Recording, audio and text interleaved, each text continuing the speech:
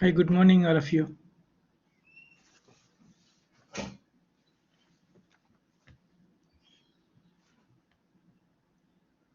How are you, students?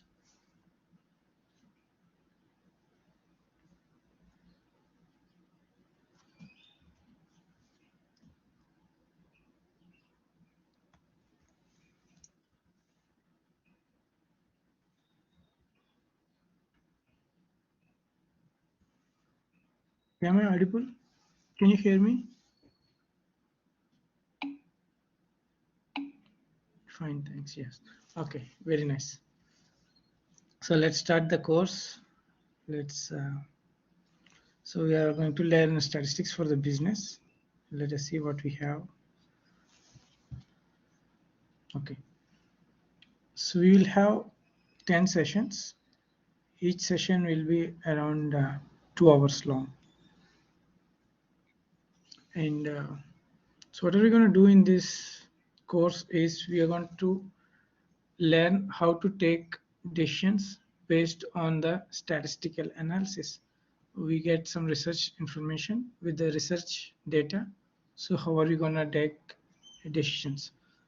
So at the end of this course, I'm expecting all of us to be able to take decisions based on the research data, not based on our feelings. So we know if we know how to analyze the data, we will be getting better results in our decisions. Okay. So another thing is I want to request all of you that the session should be interactive. So if it is possible, you can talk to me directly or you can send messages like we are sending right now. It's good. So I recommend you to be more interactive. So during the coursework, I'm gonna ask you some questions. You can just answer me, or also if you have any doubts, you can just raise your hands immediately. As soon as you have doubt, you raise your hand. So when I see you're raising your hand, and I'll try to see what's your concern about. And also you can, if I'm sharing my screen, if I'm not able to see the blackboard screen, if I'm sharing some other window, you can just start unmuting yourself and you can just start talking and you can interrupt me. It's not a problem. We can have a more interactive sessions. Yeah. Okay. And I want to give a little information about myself. My name is Suresh Kumar Gadi. I'm from India. I was born in India. I did my bachelor's degree in electrical engineering from India, and then I did sensor systems technology again from India, the master's, and my PhD I did in Mexico City in the field of control automatic control. It is I did from Sinvestao, which is a Centro de Investigación in Mexico City. And during my bachelor's degree or during my studies during the bachelor's degree, I was working in Larsen & Toubro Limited as a site engineer. Then I started working in another uh, company. It's an oil-based company, which is Schlumberger. And when I was doing my master's, I was working with Honeywell. There I used to do hardware testing, hardware of making PCBs and testing them. I was not making them, I was only testing the PCBs. And also I was part of the designing of a factory floor tester, which is kind of an electronic gadget for them. They what we do is they manufacture a lot of HVAC controllers to test the controller is working before packing. So they wanted a device. So I was working in a team which was developing this design for the factory floor tester. And presently, I'm working in Industria Sigrama as a head of research and development team. And here we develop new products, new electronic and electric products. So I'm part of it. Apart from this, I will do teaching. I teach in Instituto Politécnico Nacional, and my main job is to teach in Universidad Autónoma de Coahuila. And a few years back, like 5 to 6 years back, I was working with Universidad Politécnica de Aguascalientes as a teacher. That is a background about me. And now I want to hear from you. I want to hear your voice. I want to hear a little bit about yourself, your name, what program you are studying, and what is your current professional affiliation. If you're a full-time student or if you're working on some company, and what is your role in that company. And then I want to know if you are comfortable with statistics, or did you ever use statistics, or how often do you use. And then I want to know what is your expertise in the software. So you know good software, or you are still learning, or you're, so all of us use some kind of softwares, right? So I want to see what software are you good at? Excel, MATLAB, Python, or any other software? I ask this question because the works I give, they're mostly or almost all you can finish in Excel. But if you want to use some specialized softwares for statistics, that is also allowed. So if I give a homework and ask you to do in Excel, that's my default. But if you want to do like you say I want more comfortable with MATLAB and I want to do it in MATLAB, and if you have access to MATLAB, I would say, yeah, you're welcome, you can do it. It's not, so the software is not a restriction. So I wanted to know, so what softwares are you comfortable for the statistics? So I will call one by one. I request you to give some information about yourself. So let's start with Alvaro. Alvaro Casillas, please.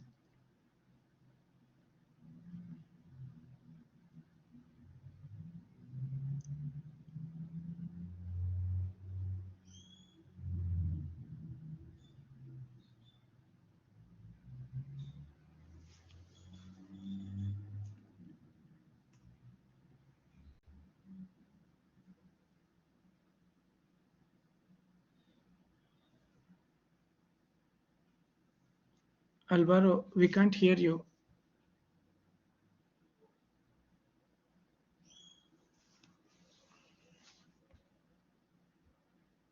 I see Alvaro's microphone is on, but we are not able to listen to you. We can't hear you. I think some problem with your, or you have problem with your microphone. All right, let's move to Ana. Meanwhile, Alvaro, if you can type the information, it will be easy for us. I will read it for other students. Ana, please introduce yourself. Yeah. Okay. Hello, my name is Ana Karen Macias. I am currently studying a master in corporate finance, and I am working at Volkswagen Financial Services in commercial area. Normally, I do not use statistics, but in my work all the time I use Excel, and more or less I have some experience in that program, not in other one. Okay, thank you, Ana. Let us go with Arquitecto Javier. Hi, good morning for everyone. My name is Javier Tamariz Parra. I am architect. I study at Universidad Iberoamericana, and I worked since 20 company. Copla company is a national construction agency in all the Mexico country.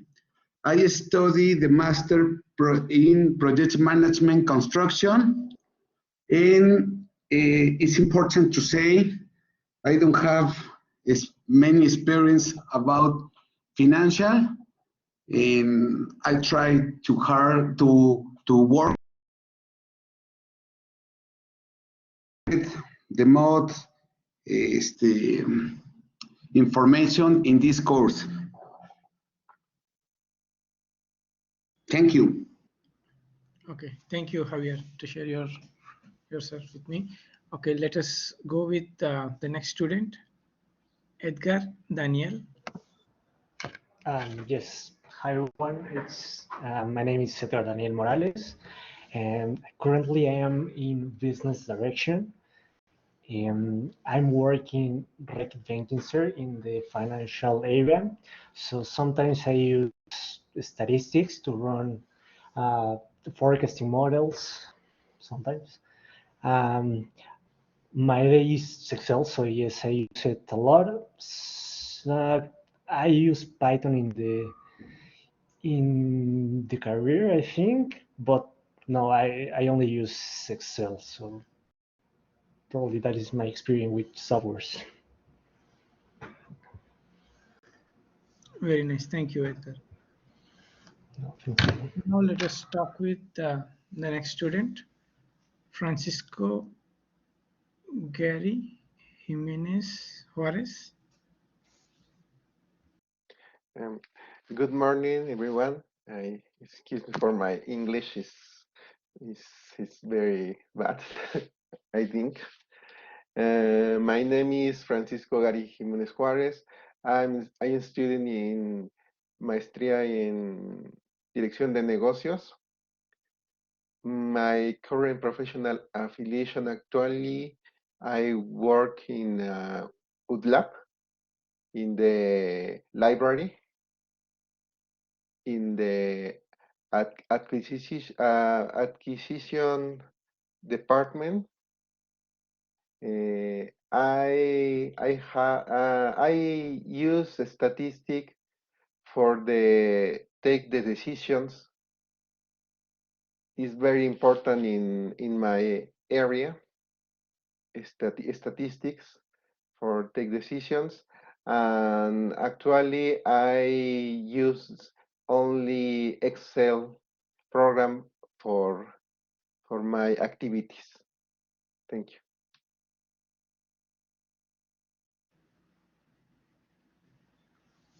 Thank you, Francisco. And don't worry about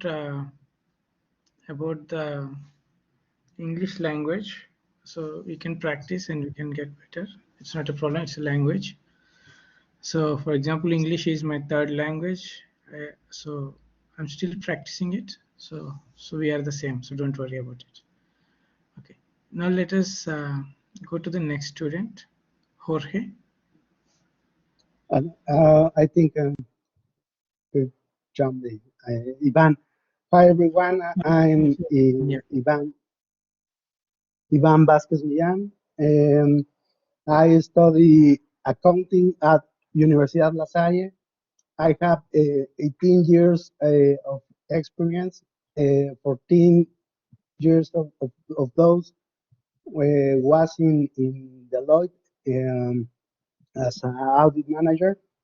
And nowadays I have 3 years in a equity private fund in Puerto Vallarta. I use statistics for do the budgets, the forecasts. I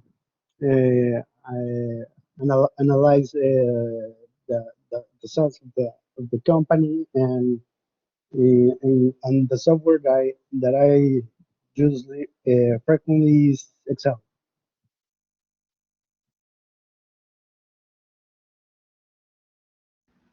Ivan, so you use statistics to predict certain things you said, right? Can you please explain a little bit more about it? Maybe to analyze, to take decisions. For example, the last year we received funds of the sales of a company, and the funds were received in US dollars. So, for example, I have to check every day the exchange rate for see when it's convenient to change, and because we are a development a property in here in Jalisco, uh, all the funds or the mayor of the payments are in pesos. So I have to take the decision of when is convenient or when is high the exchange rate to in order um, to have to make the changes from US dollars to Mexican pesos with the most profitability to my company. Oh, very nice, very interesting. Thank you, Juan. Okay, now let us move to Jorge Ortiz. Hi, good morning, everyone. My name is Jorge Huerta. I work at Volkswagen de México. I studied Instituto Tecnológico de Puebla, Ingeniería Mecánica. I'm used statistics in my career, in my work. Mm, the software I'm using is Excel. I use Python for only like a job, but I'm really in my work don't use this software, this language of programming. Uh, Thank you. Okay, thank you, Jorge. Now let's talk with Jose Humberto, please. Yes, good morning. My name is Jose Humberto Bengochea Aranda. I'm 23 years old. I just graduated from a bachelor in mechatronics at UDLAP. I currently am unemployed.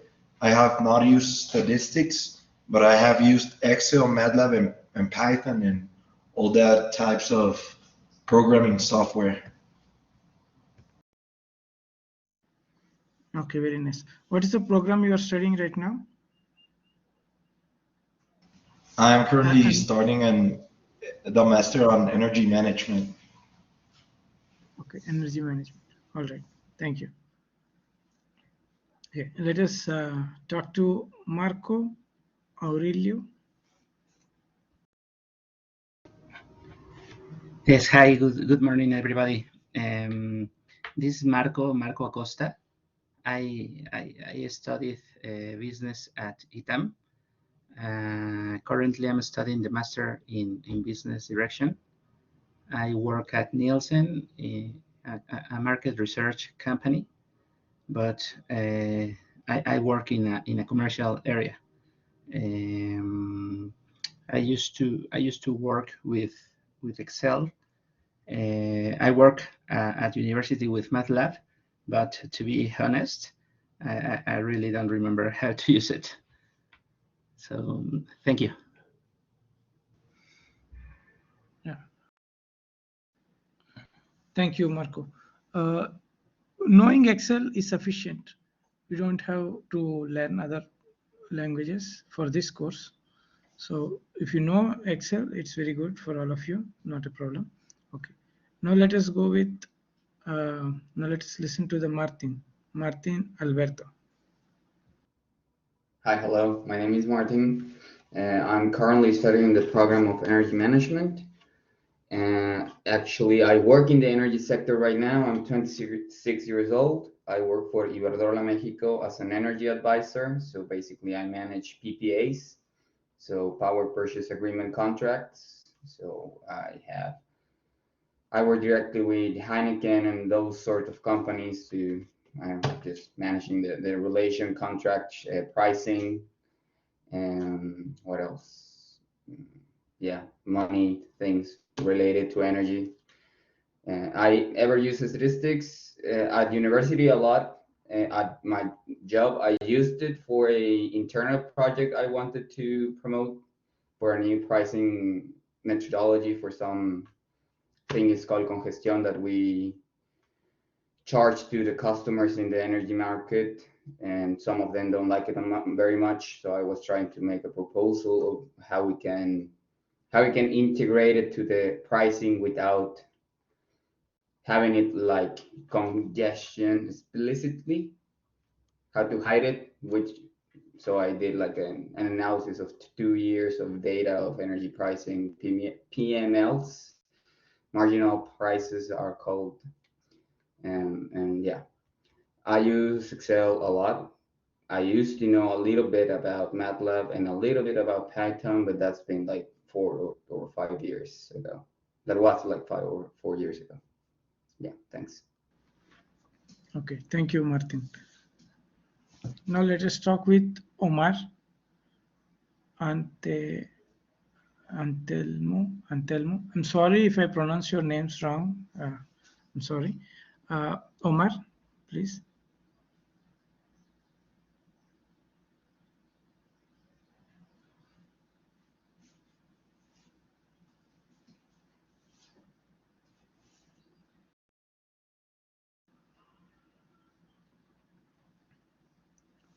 I don't see Omar talking to us.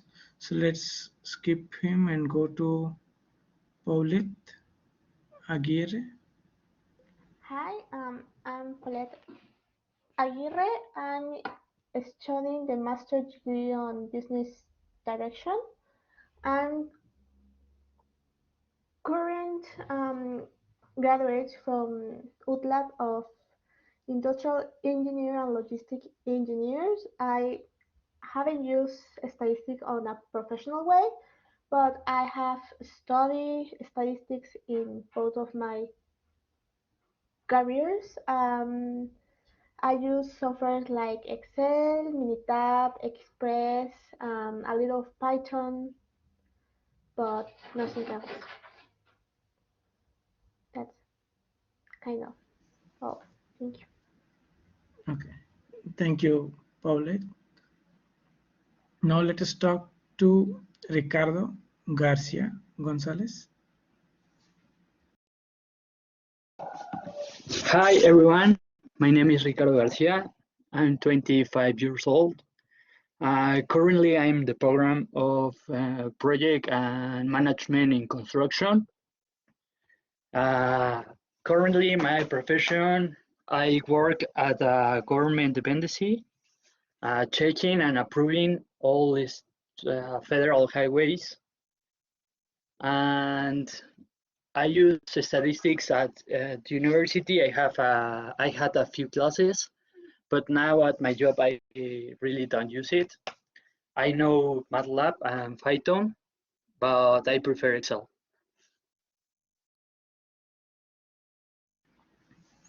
Okay, very nice. Thank you. Now let us talk with Valeria Silly. Yes, good morning. I'm Valeria Silly. I'm 24 years old. I studied a Master of Business Management. I studied the Bachelor of Industrial Engineering here at the UTLAB. So, well, currently I'm a full-time student. And well, in the past, I took some statistics.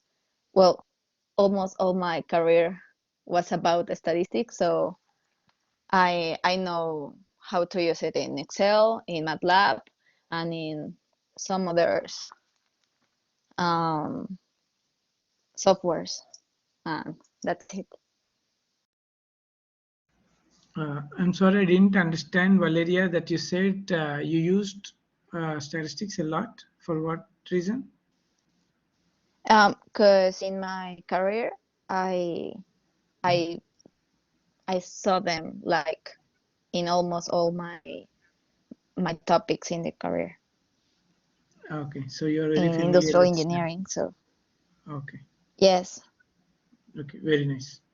It's very nice to know that. Okay, one of the students sent me his information through chat because his microphone is not working. His name is Alvaro Casilla.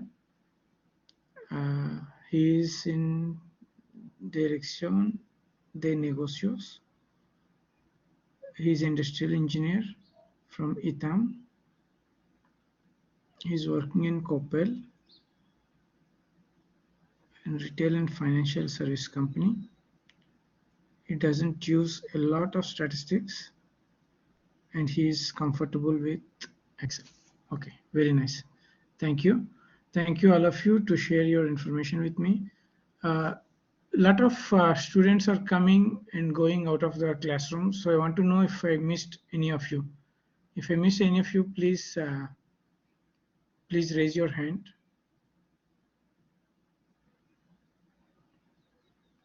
Okay, I think we covered everyone. So let's go to the next slide. So let's start with the question I asked. Did you ever use statistics? And a lot of people said yes, and most of them are like started telling about their experience in their work or in their studies. But I think all of us use statistics in our daily usage. For example, after this class, if you want to go to a restaurant to have a lunch, so how do we select a restaurant? Can any one of you raise your hand to explain me how are we going to select if you are in a new city and you want to go for a lunch? What is our how are you going to make the decision? Where are we going to eat? Someone raise your hand if you want to answer.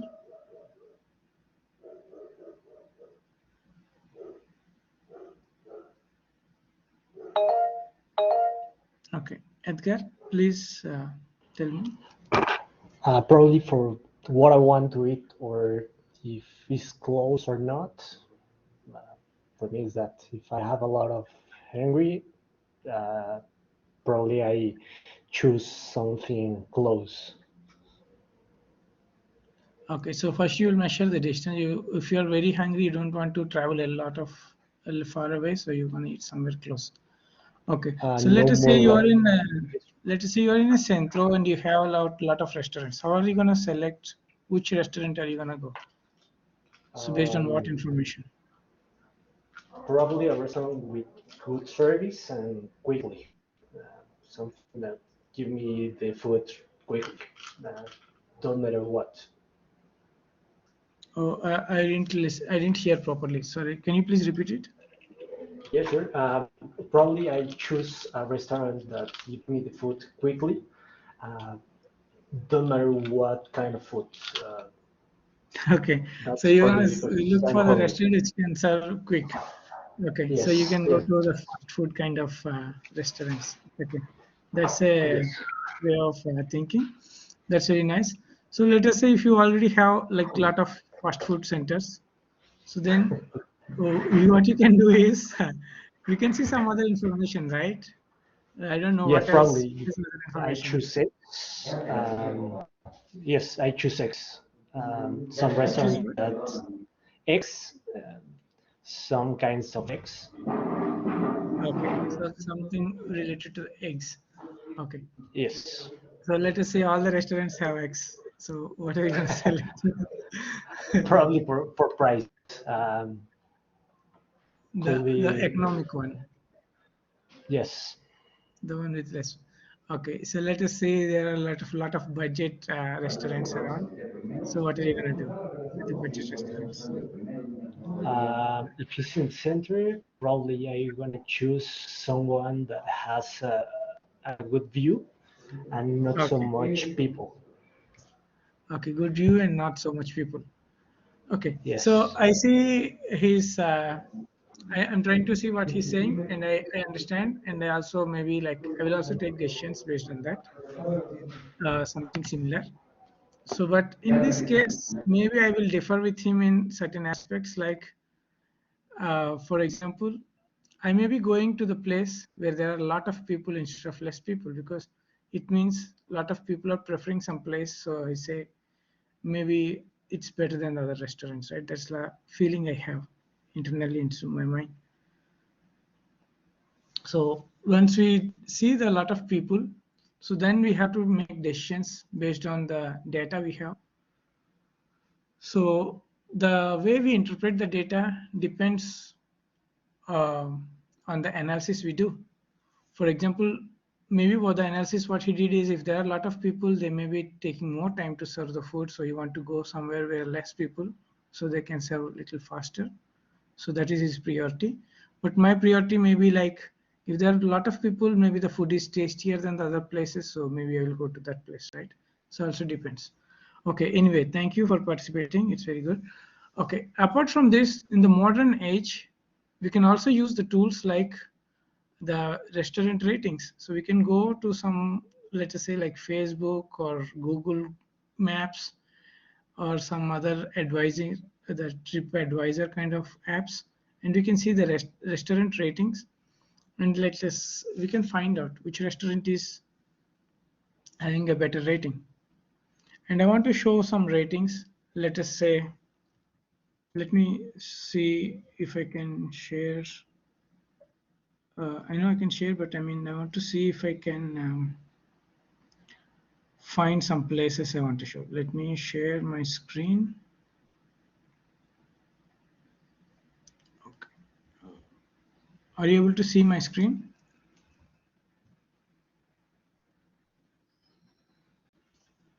Yes, we can. Yeah. Yes. Thank you.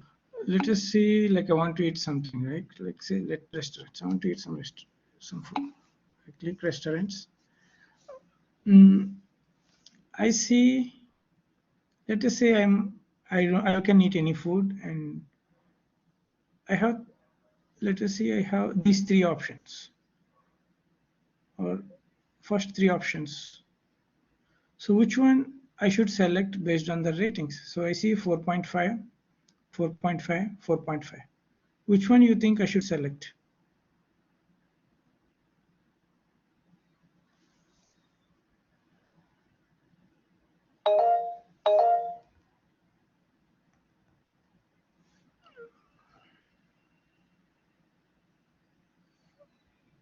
Okay. You can just unmute yourself and talk. Not a problem. Please tell me which one you think I should choose among first three restaurants I have here. I will say Gorditas El Güero.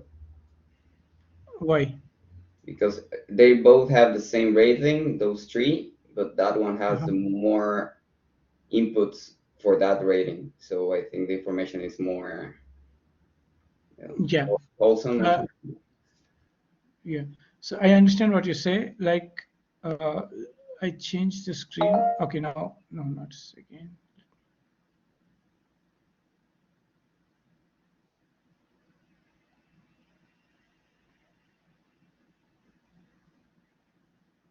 Okay, it is changed a little bit, but let us compare between these two, first two. So if you see for the first two, what he's saying is the number of people who gave 4.5 rating is 70, and the number of people who gave rating for this is 308. So there are a lot of people are recommending this, and they all gave good rating, right? So maybe what he's saying is exactly what I'm going to do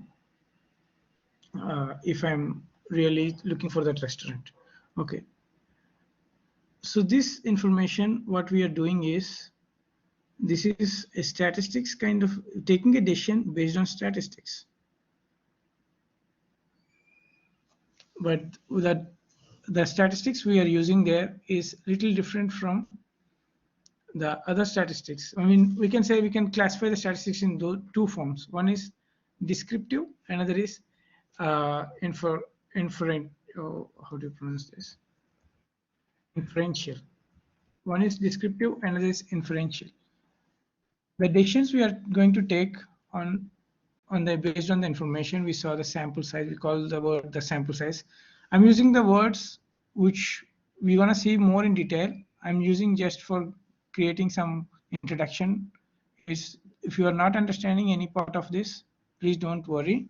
We're gonna see these terms more in detail in future. So what I'm saying is the sample size is very less. So the 4.5 rating is not the actual representation of the whole population. And another sample rating is sample size is bigger, so it is more accurate. So we can talk about this when we talk about the inferential statistics. Today we are going to start with descriptive statistics. So what is descriptive statistics is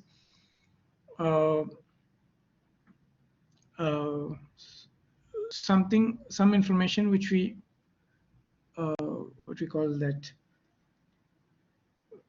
we get information from the available data. So I will talk a little more about descriptive statistics much later in the slide. So what I want to make clear in this slide is what is the difference between a data and the information. Can someone tell me what is data and what is information? Anyone want to share their thoughts about this, their views on this? What is data and what is information?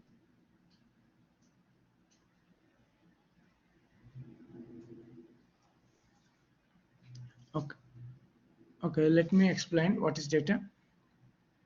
The data is the raw samples or the raw things we get, the raw numbers we collect from them.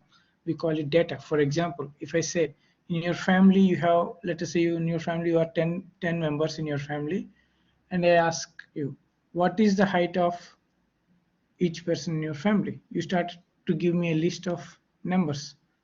So the list of numbers, I call it the data. So if I say, so tell me the height of all your family members, and you start listing out 1.5, 1.7, 1.6. So these are the raw data or the data. And information is something, I do some analysis and I try to extract some information from that. For example, I ask you, who is the tallest person in your family? With the numbers, I can't say directly. I have to do some kind of mathematical processing. I have to see which number is bigger than all other numbers and who is the person associated to that. Maybe your uncle. Your uncle is, let us say, he's 1.8. So you're going to say your uncle is the tallest person in your family and he is 1.8. So that's the information I'm getting from the data. So the data itself usually is not very useful. The information is something we use in the daily life to take the decisions. And in the next slides, we see what are the descriptive statistics and how we use it. But in this slide, we should be able to differentiate what's the difference between data and the information. So is it clear to all of you what is data and the information? If you have any doubts, please raise your hands. Yes, Edgar. Yes, sorry, could you repeat that? For me, it's the same. I don't remember.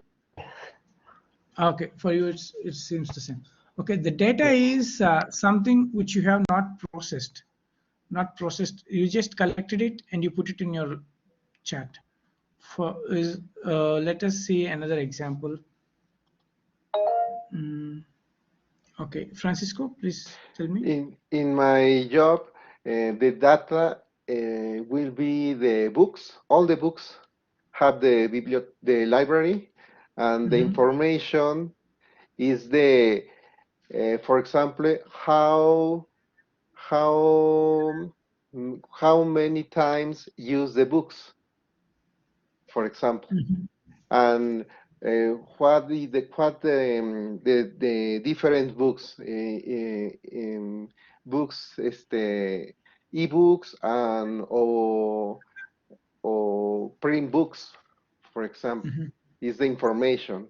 The data in my job is all books in the collection. Okay. Yeah, in a way, what you're saying is correct. Like the data is all the books you have. Very nice. Thank you for sharing. And also the another information you're giving is also is kind of a data for when you ask higher level information. For example, like you are saying, you have books.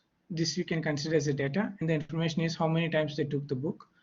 And I can say how many times you took the book is also the data. Let us say each book, let us say you have 100 books. Let's say book number 1, book number 2, book number 3, book number 100, right? So the book number 1 is taken by students like 2 times. The book number 2 taken like 5 times. Book number 3 like 10 times. So this one is also is kind of a data. And what is the information I can get from that? The information I can get is which book is taken the most. If I ask the question, then you can just you can't just tell me by seeing the number. You have to do some analysis. You have to see which book is taken the most. You have to organize them in an order. And if you say, okay, book number 25 is taken like 100 times, so this is a book which is taken by a lot of people, mostly required book. You know what I mean? Yes, it's yeah. So we can have higher level of information. So to answer to the doubt he has, he didn't. Someone asked. I forgot the name. Sorry. So someone told he didn't understand the difference between data and the information. So is it clear to you now, or may I give another example? Oh yes, it's more clear right now. The information is more the analysis that we do with the data. I'm sorry, Edgar. I didn't hear clearly. Can you please repeat, please? Sure. The information is more the analysis that we do with the data. So that is for me.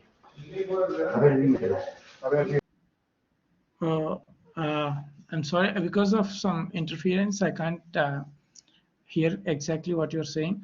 Can someone explain me what he was saying? Because I didn't hear properly because of the background noise, I guess.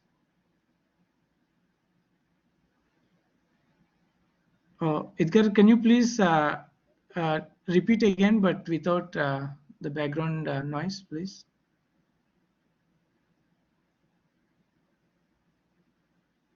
Or you can type it, yeah. It is clear for me. Okay, very nice. Yeah, I'm sorry. Okay. Okay, now let's go to the next slide and let us see the levels of measurements. So when we collect information, we can collect in different levels. And some measurements we call nominal, some measurements we call ordinal, some are interval, some are ratio. So what are these? So we say nominal. What is nominal? Nominal is something like names. So if I ask to collect all the names of your family members, so you will come up with a long list of, let us say you have 10 people in your family, so you come with a list of 10 people, right? So that we call it a nominal. So these are names. They don't have any anything we can't assign to that. We can't say let us put it in order. We can't put it in an order. Their names are names. We don't have preference for each name. But there is another data called ordinal. Here we can put in order. Let us say in order, like if you go to a restaurant, you can say you like the food, you don't like the food, you like a little, you like a lot. So like there are options like the smiley faces, very sad, a little bit kind of sad, another happy, and another one very happy. And below it likes dislike, not very, all right, good, excellent. Those are like options below, right? So you have to select one of these options. So we already know the order. The dislike is something, or the sad face is something very bad, and the happy face or very exciting face is something we like it. So we have an order. So we have preference there. So we call it ordinal. These type of measurements are called ordinal measurements. And then there are other measurements we call interval. What are the interval measurements? For example, in the same restaurant, instead of putting sad face and happy face, you can say rate a restaurant from 1 to 10. So what is rating 1 to 10 means? The difference between 1 to 2 is the same as the difference between 2 to 3. So if someone says 7, to make him put 8, move from 7 to 8, you have to put some effort. The same effort you have to put for a person to move his rating from 2 to 3. That's the ideal way of thinking, the interval. The difference between any of those two intervals is the same. In the ordinal, the difference should not be same. When you dislike, to make one dislike person to all right is maybe a little effort. But if one person to make from good to excellent, you have to put a lot of effort. The effort is not symmetric, it's not linear. But here in interval, the effort is linear. To skip from one point to another point, or the difference between 2 points or 2 options is the same. Yeah. And the ratio is the highest level of measurement, where you can even apply the multiplication, divisions, and those things. And also you have absolute zero. So if you say, what is the height of your family? It's kind of absolute zero. You know the zero. So there is something like zero level. So everyone starts from zero, and you can say, my height is 1.5. So what is height is 1.5? I exactly know where is zero and what is 1.5. If after let's say I go to another house and I start measuring another family, and if another person say my height is 1.6, I can clearly understand the difference between my height and his height, and I can have a more, the information is very clear to me. But if I compare the ratings of one restaurant to another restaurant, the ratings, it is not very clear, because the number starts from 1. We don't know where is the 0 for them. I don't want to go somewhere to eat. I don't want to go there. 1 second, please wait.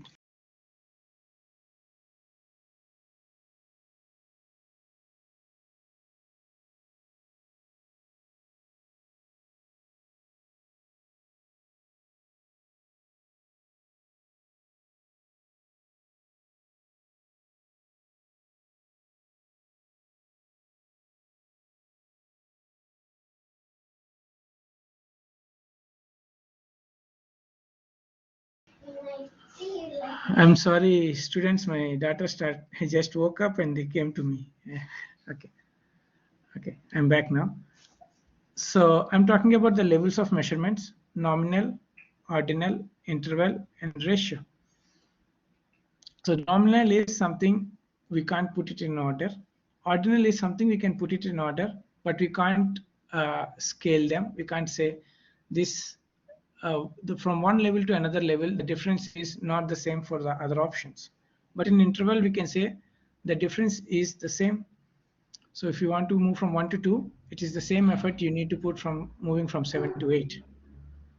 Okay, but for the ratio, it is more informative. In the ratio, the information is more complete, where you have absolute zero. So you know where is your starting point.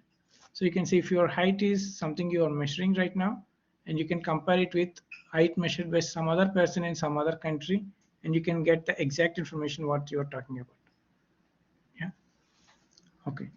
So this is about the levels of measurement. At any moment, if you have doubts, please raise your hands and we can discuss about it. Okay, so now let us talk a little bit more about descriptive statistics. So we said there are 2 types of statistics, and let us see in this slide. At this moment, let's understand what is descriptive statistics. Descriptive statistics is we get information from the collected data, but we are not going to predict anything. We are going to have information, and it is something very correct. For example,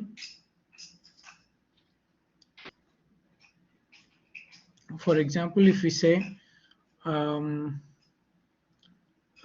example, let's go to the same example of the heights of the family members. Let's say we have 10 family members and we have height of all the family members, and we want to get some information from that. For example, one information I can say is what is the average height of the family members. So that information I can directly see by doing some kind of calculations with the data I have. But if you ask me what is the height of the newborn baby after 10 years, we can't tell it with the descriptive statistics. We can't just say that. We don't do those analysis. That analysis we do in another one we call inferential statistics. So in descriptive statistics, the data or the information we provide is based on the data we have collected. So how do we choose that is we analyze and present the data in analytical or in the graphical form. And let us see an example of the data collection.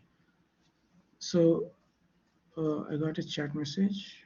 Okay, it's okay.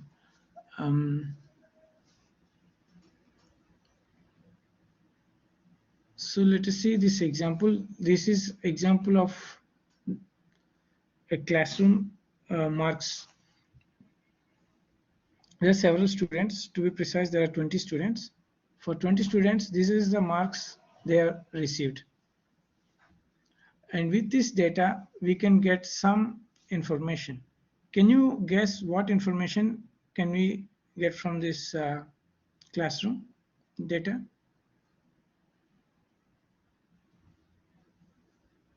Can someone guess what information can we receive from this data?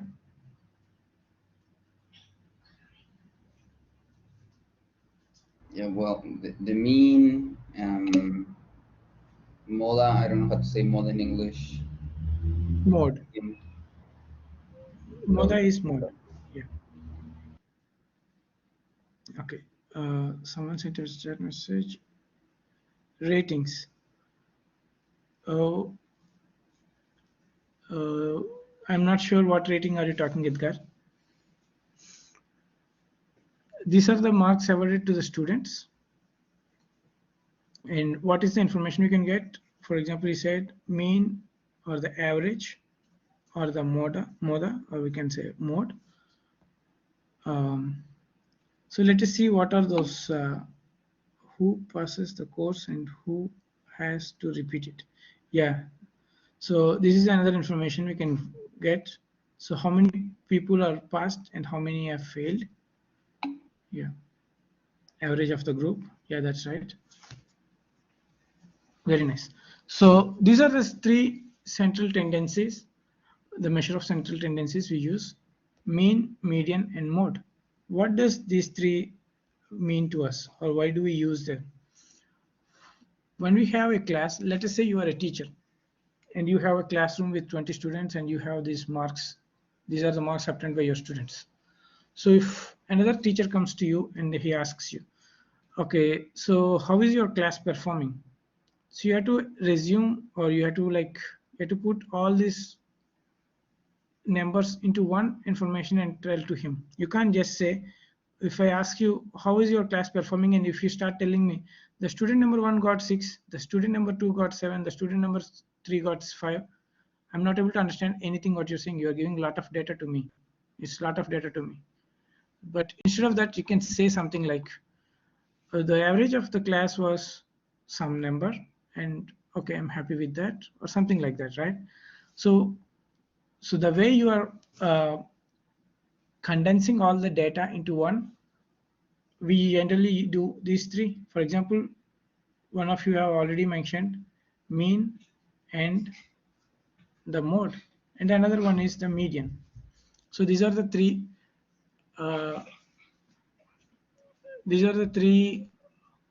Thank you. These are the three central tendencies, the measure of central tendencies. So let us see the definition of each one after one after other. The first one, the mean.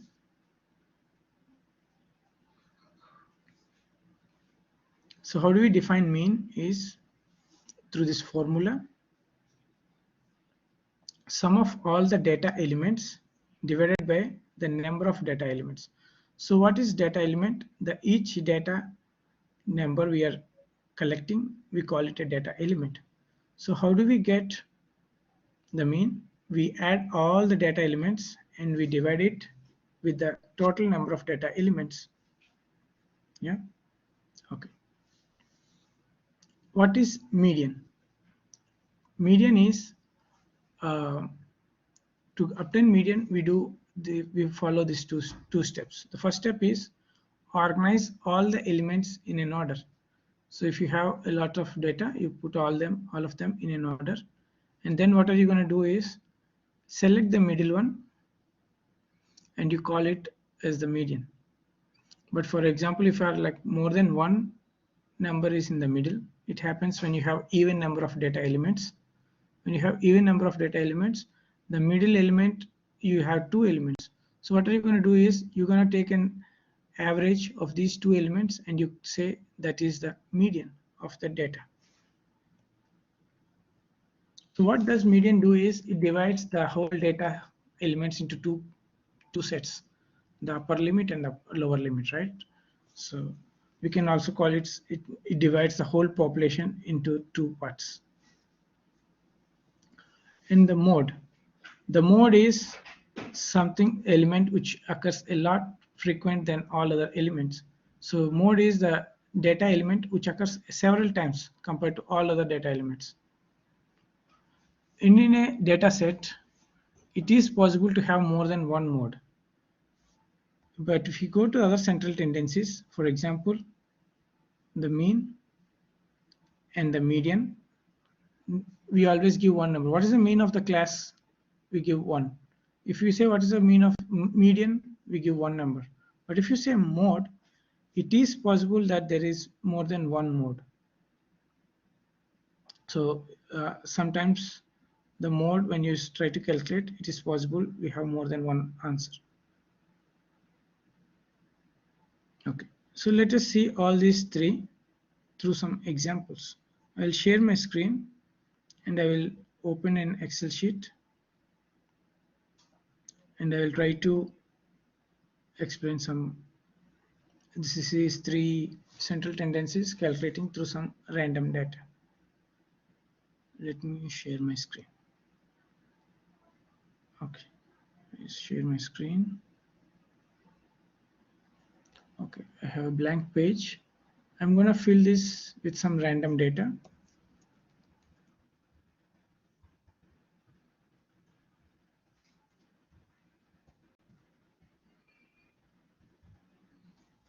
This is some random data, right?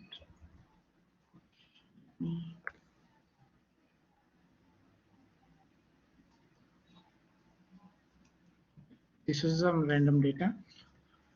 I want to calculate the mean. I want to calculate the mean, median, and mode. Let us start with the mean. Please help me to calculate mean. What do I need to do? Can someone just unmute themselves and tell me what is mean? How do I calculate it? We need to sum and divide it for the quantity of numbers. Again, I hear a lot of noise. I can't exactly hear what you said. Maybe you can type and send me a chat message, please. It's the sum of all the numbers divided by the amount of numbers. Yeah, that's right. So let me see what he sent on chat. The sum of all numbers, that's right. The first is we have to, okay, yeah, let us find the sum. So first step we can take is adding all the numbers. So in Excel we have a formula called sum. We can add all the numbers. It is 90. So the sum of all the data elements is 90. So what is the mean? I have to divide it by the number of data elements. How many we have here? Here I can say it is 10, but let us count using some Excel formula. Number of data elements.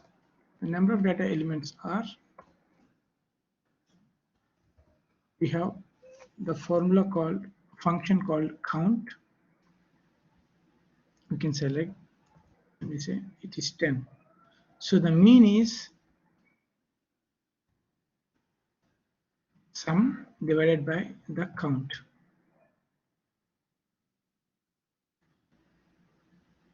The sum of all the elements divided by the number of data elements. And here I got 9. Okay, it's easy and it is clear. Okay, another thing you have to notice is I'm using English, so my formula says sum, but it is possible that if you have in any other language, maybe like for example if you have in Spanish, the function is not sum, it is something different. So you have to see what it is, right? So you have to make sure you're using the correct function. Okay, now we go for the median. So how do we calculate median? Please help me to calculate the median. For the median, order the numbers. First, we have to order the numbers, very right. And take the middle number. Okay, very correct. So let us order these numbers. We collect all this and we go to this data tab and we select them to order. I'll order them. I prepared an order. It's all in an order. And I have to select the middle data element. So we know we have 10. So the middle one is 5 and 6. We don't have one, we have 2 data elements in the center of the population. So we have to, what we have to do?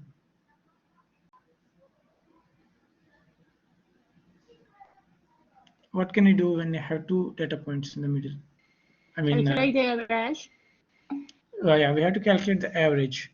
So the average is 10 plus 9 divided by 2, which is 9.5. That's the median. Yeah. So 9.5. So if you divide the whole population in 2 parts, up to 9.5, you have 5. After 9.5, you have another 5. That's what the median says, like you are dividing the whole population into 2 parts. Okay. Now let us see mode. So what is the mode here?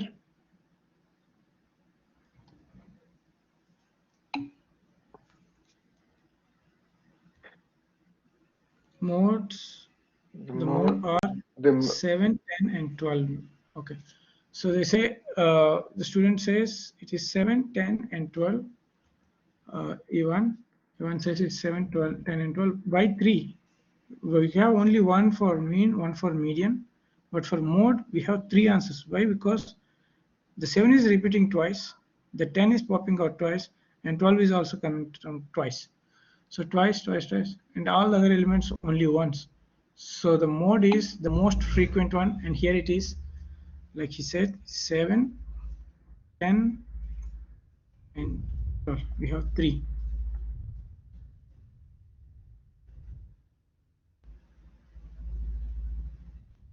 We can put a function. Yeah. So this is a normal way of doing it, but in Excel we can also use the functions, inbuilt functions. Excel have inbuilt functions for these operations. For example, if you want to calculate mean, the function we can use is average. You can go average the whole column. When you average the whole column, it will give the average value, which is mean, which is 9. If you want to calculate the median, you can calculate right median and select the whole column and then say it is 9.5. And if you want to calculate mode, here you have 2 options. Let us see what are those. Mode, when you say mode, you have multiple or single. I prefer to use multiple because it will give all the results. The single give only the one result. Let us see first with the single. The single gives, in this case, only the 7. It gives only one result. The first result it finds, it gives it. But if you want to see all the results, then what we have to do is we have to go for multiple. Mode multiple. Then it will show all the modes, 7, 10, and the 12. Yeah, this is the mode of the given data. Okay. So this is how we calculate. Does anyone has any doubt in this? If you have any doubt, please raise your hands.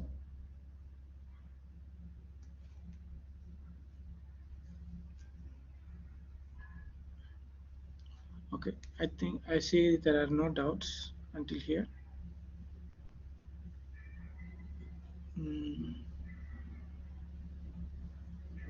So it's actually very simple and very easy and very useful as well. So we should know them. Okay, now let us go to the next slide. And here we see, depending on the data measures or the measurements, sometimes we cannot calculate other stuff. For example, if you have nominal data, you can't say like what you call like you can't say what is median, what is mode, because you can't even put them in an order, you see. But if you have ordinal data, you can put it in order, and then you can say you can calculate mode and also median. But if you have data like in intervals, you can also calculate the mean. And finally, if you have ratio, you can do all these things. Apart from this, you can do operations like multiplications and divisions on the variables. That's what we call ratio is a measure of data more complete than the other data forms. So this is useful when someone gives you some data, so you can understand by seeing the data, by classifying one of them, and you can say, okay, this data we can't find mean, we can't find mode, we can't find mode, we can find for everyone, we can't find the median, something like this. Okay, so this is information. This slide is useful to understand what information you can get from type of measurements you have done. Okay, so let us do this problem now, and all of you calculate by yourselves and tell me if you have any doubt. So I'll wait here for a few minutes until you finish these calculations. So these are the marks obtained by students in a classroom, and I want the information like the mean, median, and the mode. Please calculate it and tell me.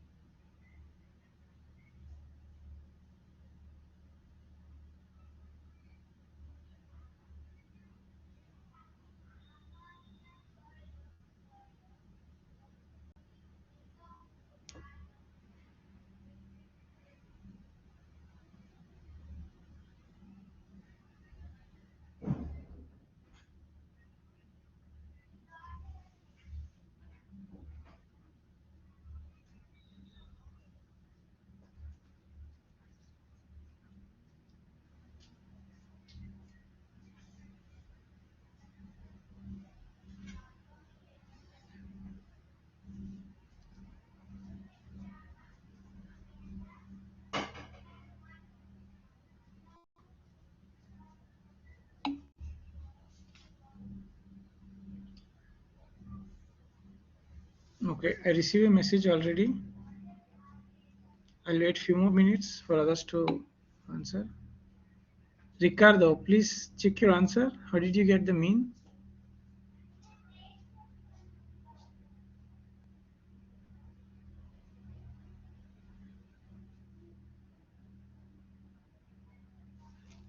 Ricardo, your answer for the mean is not correct.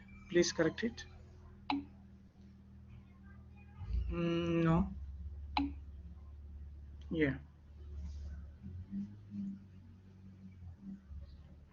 Ricardo, what is the sum you have obtained? What is the sum?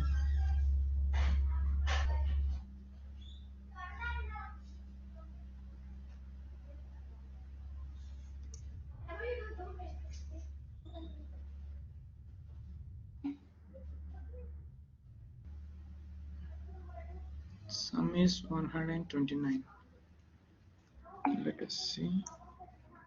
No, the sum is not correct. I think you are missing some points. Please check again.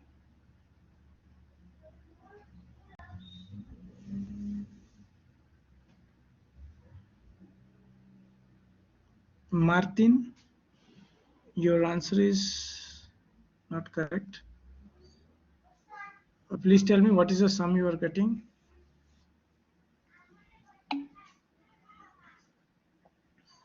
Martin, yeah, that's right. Yeah, okay, that's correct.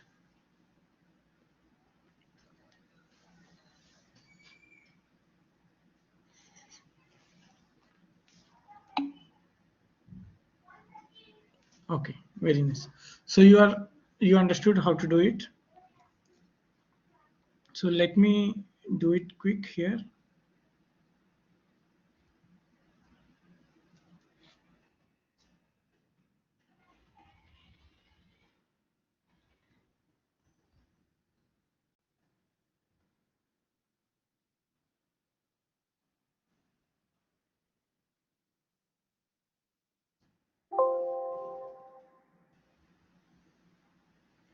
I want to share my screen. Okay, here you go.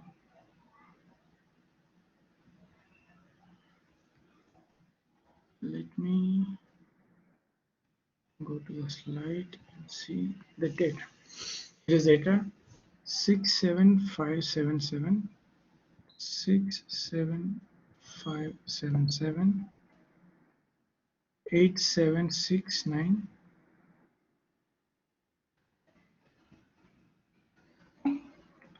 7410, 7410, 688,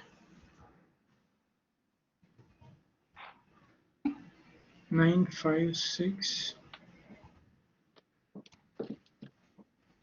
48. This is the data. Okay, I got some messages. Let me see. Okay, thank you for sharing the data. Okay, here is the data. Okay, I want to find mean, median, mode. I'm going to use the Excel. I don't want to do step by step. I'm going to do directly with the Excel. The average is 6.85 and the median is 7 and the mode is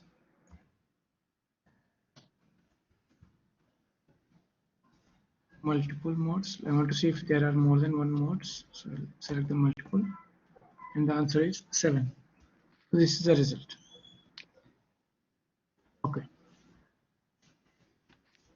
so the next question is, do you see the need of visualizing and organizing the data?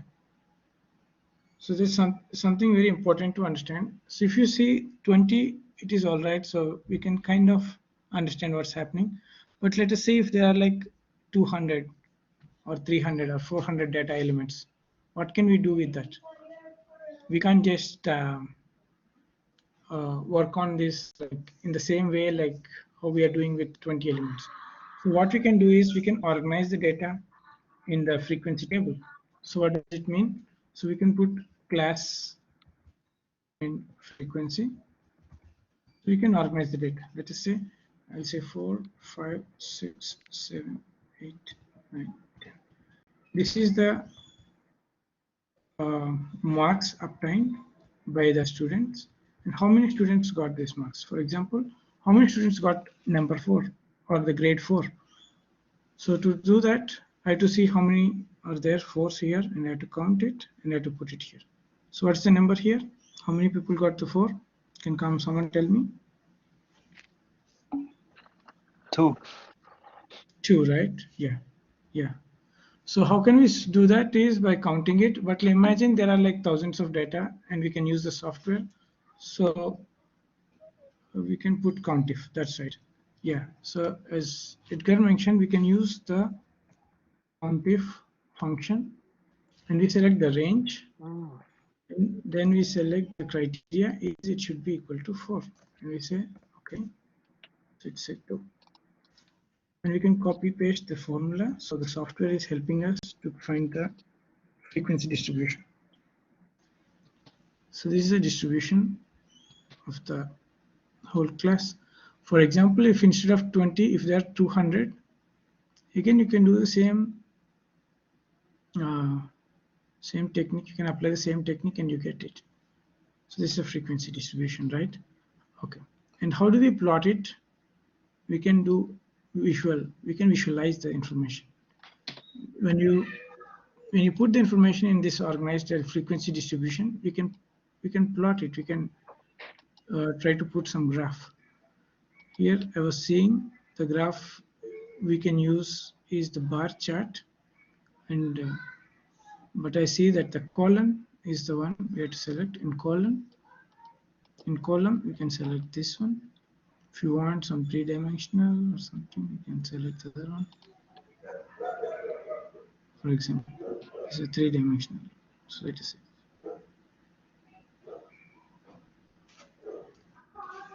So this is the distribution. From this we can see directly by seeing this I can say the 7 is the mode because it's the most frequent one, right? And other information also we can understand from this. Okay. So for today's class I wanted to show until this point, and I want in the homework you see there is some homework, and in the activity you can see that your work is mostly to explore the visual part and how to put the data classified and see the visual part, right? So if you have any doubt until here, please tell me.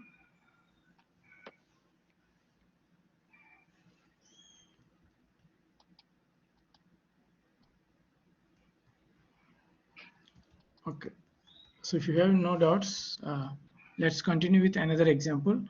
Okay. In the next class, what are you going to do is we want to do the same mean, median, and mode calculations when the data is organized in these frequency distribution tables. So when we have these tables, so we can get the mean, median, and mode from these tables. We don't have to go for the data.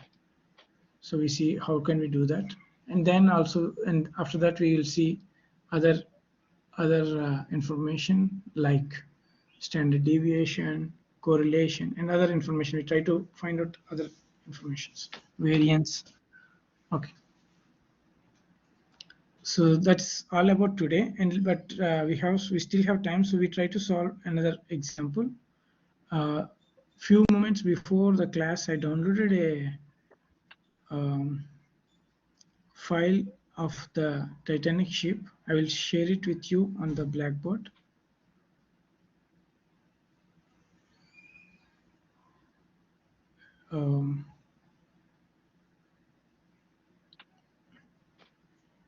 Let me share this information with you on the Blackboard.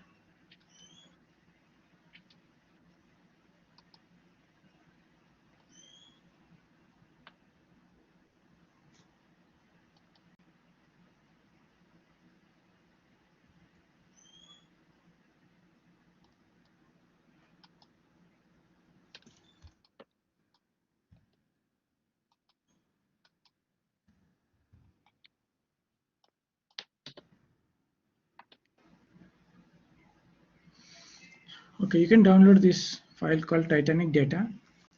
What does it has? What it has is a list of passengers who were on the Titanic ship on the day of its when it sank, right?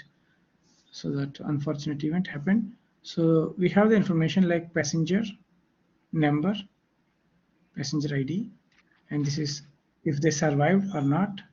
The 0 represents they are not survived, 1 represents they survived. The passenger class, in which class they are traveling, the class 1, 2, 3, and the name, the sex, and the age.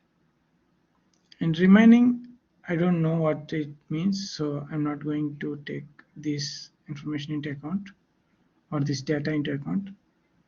Let me try to copy this data and try to do some kind of analysis. Let's try to get some information about from that. Let us see what information we can get it, and let us see if we can get something.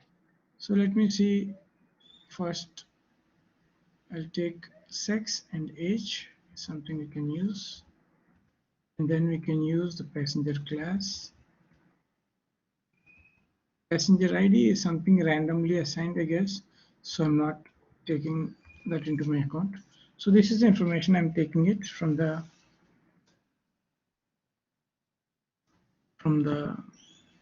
data I have collected or someone has collected.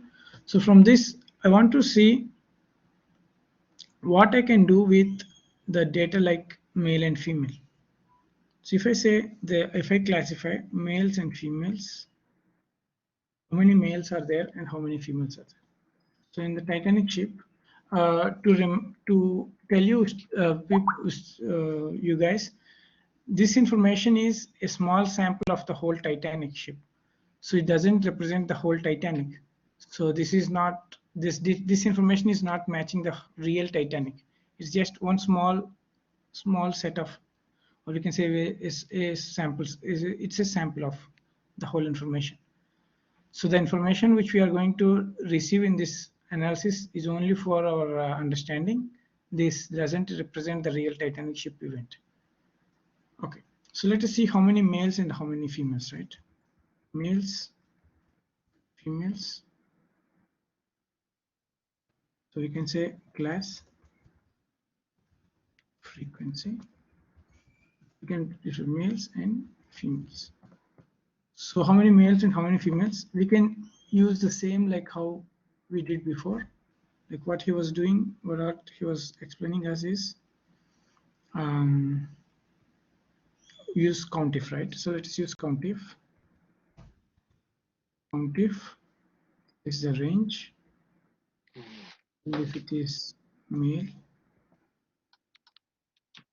we can say male exactly like how it's male, female.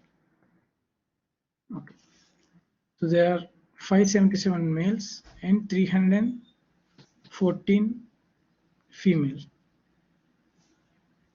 So now let us say another data. What is the other data we have? How many people survived and how many didn't survive? Survived. Didn't.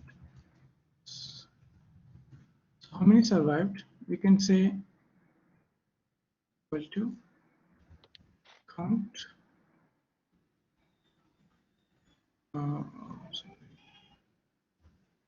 Some.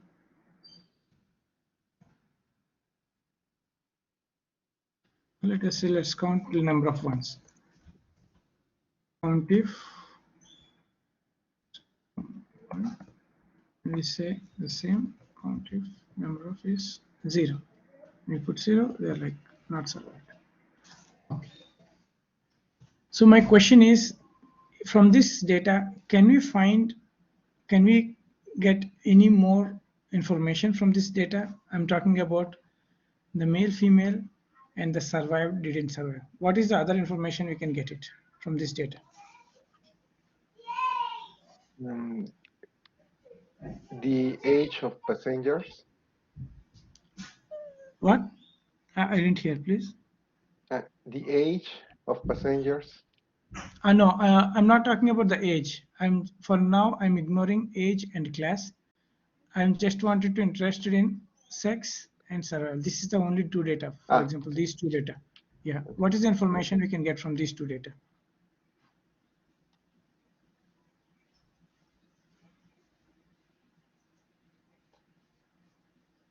So for this, let us go to this chart we had. What type of data it is? Nominal, ordinal, interval, or ratio?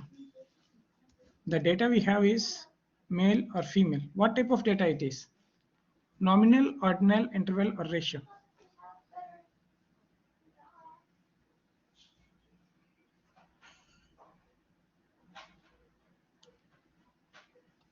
So do you think you can, okay, you say ordinal, so can you put them in an order? Who comes first, male or female? Do you think it is possible to put them in an order?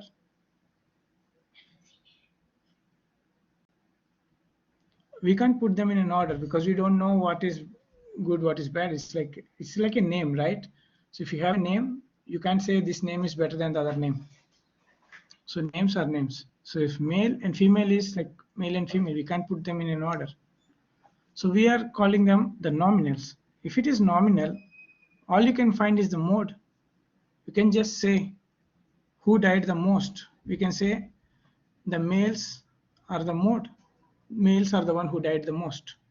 So that's the only information we can get from this. And from here, survived or not, again, it's like nominal, is survived or not. So what do you see? We can only get the information, what is the mode? What happened to the most of the people? That's the only information we can get. Unfortunately, in this case, most of them were unable to survive. So that's the information we're getting it. But with our other knowledge, we can calculate the percentage of males. We can calculate this. What's the percentage of male? It is male population divided by the total population, right?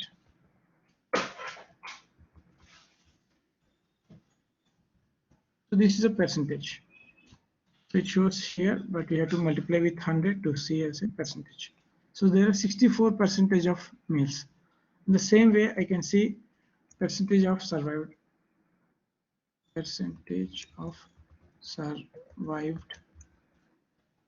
population. So how many people survived, or what percentage of the people survived? We can say divided by sum of the total multiplied with 100. So a total of 38.38% people survived in the ship. So we can't get more information from that. That's the only information. So now let's go to the age. Now we know age is something you can put in an order, and you also have the absolute zero. So it is the highest measurement you can do it.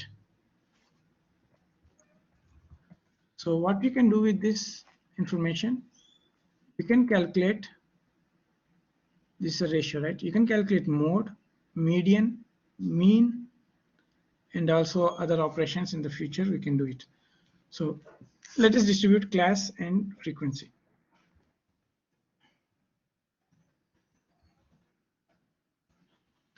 If you want to distribute this, we have a problem because the age starts from 0 around 100, because the humans may live until 100, let us say, or even 110. We have to put 100 rows, and 100 rows is a big number. So what we're going to do is we put in class intervals. Instead of putting class like in numbers, we put intervals. So we put class interval.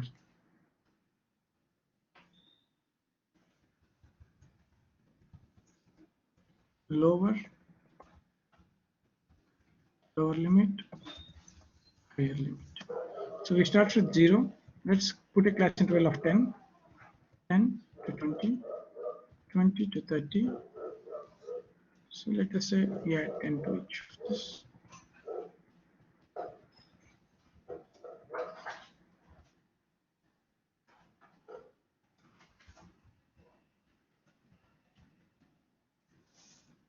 So this is a class interval, right? So we have to pay a little attention here. If you see class interval, we have 10 here and also here. If there is a person who is 10 years old, where are we going to place? In the first row or in the second row? What do you think is the correct answer? So before asking this question, let me ask another question. Is it clear what is the class interval I mean? So let me start by doing some first four passengers, and let me show you what we're going to do. Here we say frequency. So let us see this. First person is 22. So he goes in the age group of 20 to 30. We go here. And the next one is 38. He goes here. And the next person is 35. Oh, sorry, 26. So he goes here. So it became 1 plus 1. And the next is 35. So here I have to add another one. So 1 plus 1. So this is how we get the frequency table, right? So all the humans in all the population between the age group 30 to 40 we add here.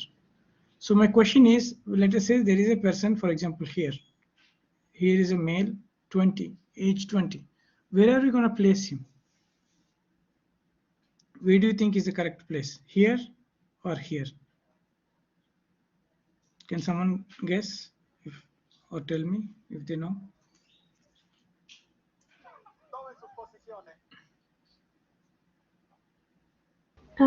Where the lower limit? What does your intuition say?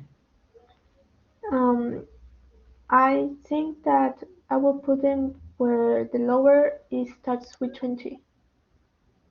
Sorry, I didn't hear. Can you please repeat again? Yeah, in the where the lower limit is 20, I think.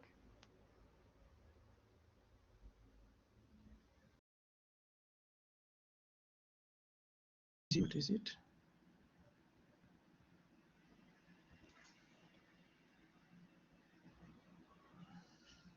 Should it be 0 to 9? Okay, yeah. What Jose told is also very good. Let us see what he's saying. Yeah, Jose, what you're saying is good. I will explain it. But let us first see what the girl told us. I'm sorry, I can't see your name because I'm on another screen. Okay, so she told it should be going to this row where the 20 is the lower limit. I'll explain why. So when we say 0 to 10, the 10 is not included in the higher limit. We go all the numbers until 10. So until 9.999999, we put it here. And at the moment it is 10, we go to the next one. And then the question comes like Jose asked, if it is that, why do you put ambiguity? Why don't you just put 9 here and put 19? And this is the best way of doing or dealing with this. And the answer is right. What he told is correct. We can do that. But in this case, it is very correct, very good. But the problem comes when the numbers are continuous. Here the numbers are discrete. So what do I mean by discrete? The numbers from after 1 it goes to 2, after 2 it goes to 3. There is no continuous, like the age is not mentioned like 1.11. Imagine there is a age called 9.1. If you have a 9.1, where are we going to place, here or here? The data is missing, right? We can't place it, so it is not possible. To avoid that kind of situation, we generally use 10 here. We complete it. So when we have continuous data, we know where to put all the data. When we have 9.999999, we know we add it here. When it is 10.001, go it here. When it is 10, also goes here.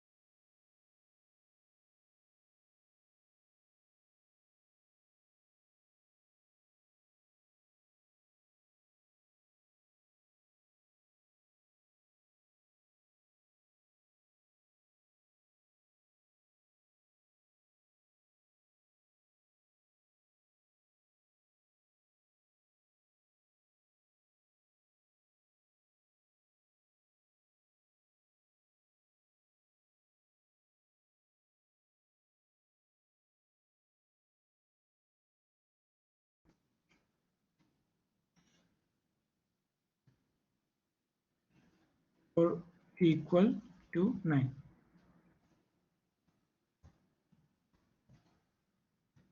Instead of 9, if I can use this variable would be good. I don't know if I can use it.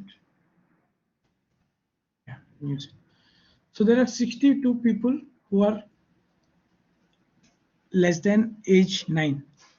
So I can use the same formula, go down, and this shows all the population with age less than 19. So I can copy until down, and here it says all the people with less than 99. So if you see, there is no one between 90 and 99. So we can just remove this because it's not adding any information to us. Just remove it.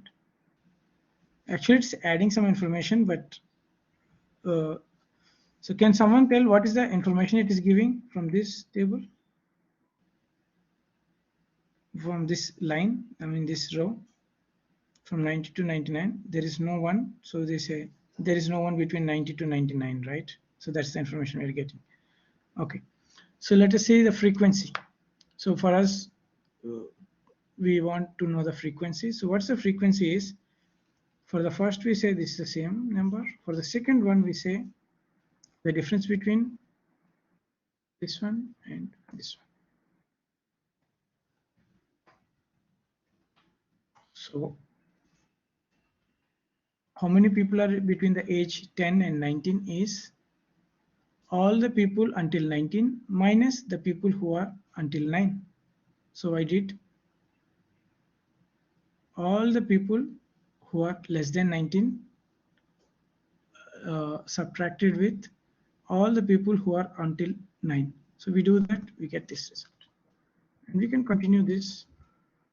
We can get the result, the frequency distribution. This is a frequency distribution. And we can plot and see what happens, how it looks. And let me go to the table and show you. In this data, we can find the mean, median, mode, but we still didn't see how to do that. We'll see it in the next class, but we can find that. We can find mean age. What does it mean? What is the average age of a person who died on the Titanic ship? We can calculate it. We can say what is the median? What median means? How the population is divided into half. What is the middlemost person age? We can find it. Okay, with this information, let's try to plot it. To plot in this, what I'm going to do is I'm going to use the middle point as the reference. Instead of using lower limit or higher limit, what I'm going to do is the middle point. The middle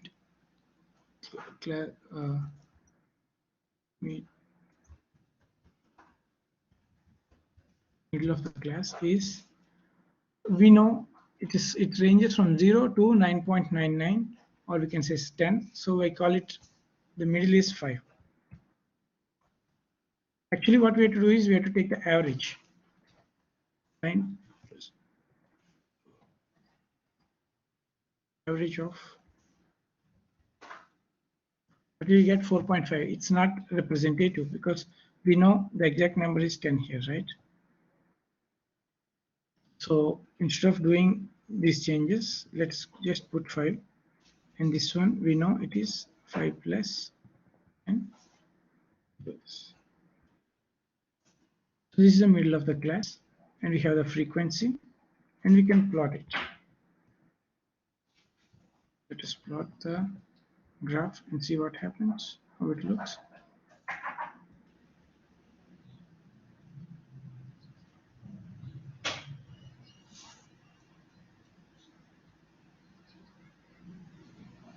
Let us see.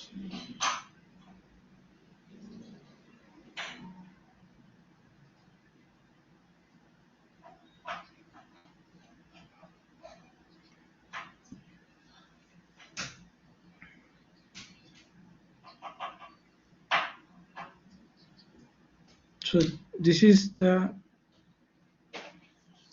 bar chart.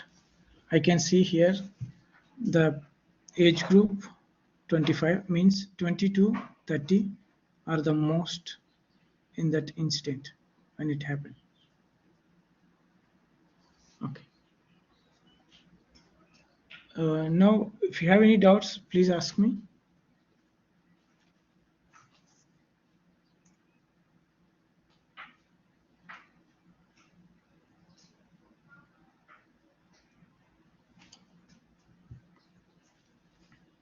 Okay. Let us do with the class. So we have class 1, 2, and 3, right? So let us do the same exercise with the class. I mean the class of the traveling, the first class, second class, or the third class. So let us see. The class here is the real class. So we have 1, 2, and 3. And let's see the frequency. How many people are traveling in each classes? So let us see. Count if this class is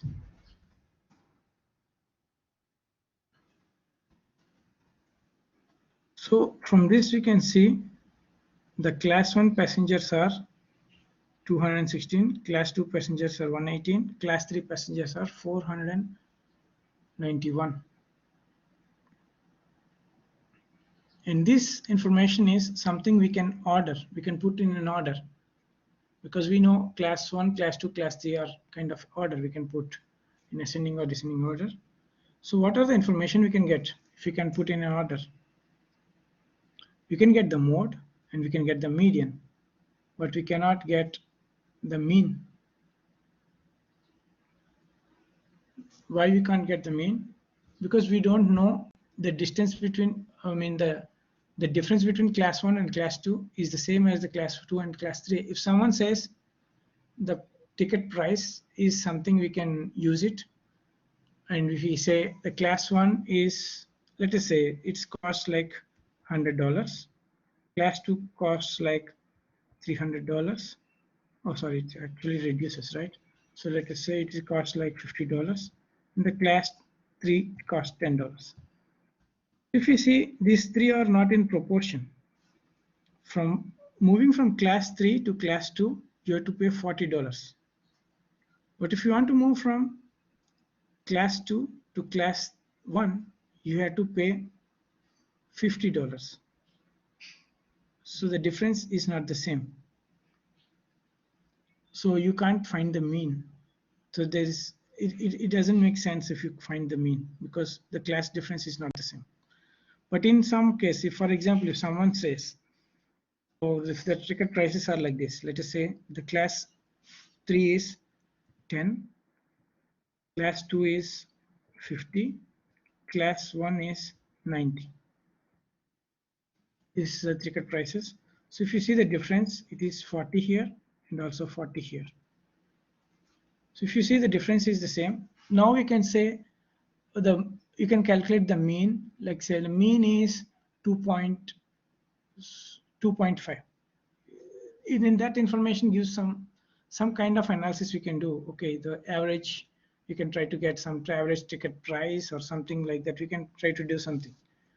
But when the classes in general, they are not distributed at regular intervals. So the type of measure is ordinal, but not interval. So what we can do is just we find mode and the median. So from this we can find mode and the median. Maybe in the next class we can try to find, when we learn the new tools, how to find the mean, median, mode for the distributed classes like this, when we have grouped information. With this analysis, we'll try to find this information. Yeah.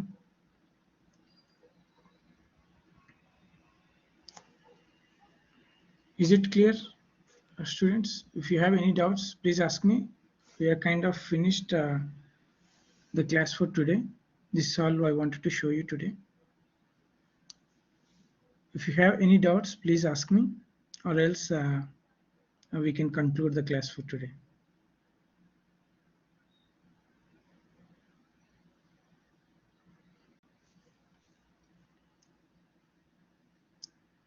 Okay. No doubts. Thank you. Okay. All clear. Okay. Very nice. So let's close the session for today, students. Nice to meet you, all of you. Let us see in the next Saturday. If you want to be in contact, you can send me an email and let's talk.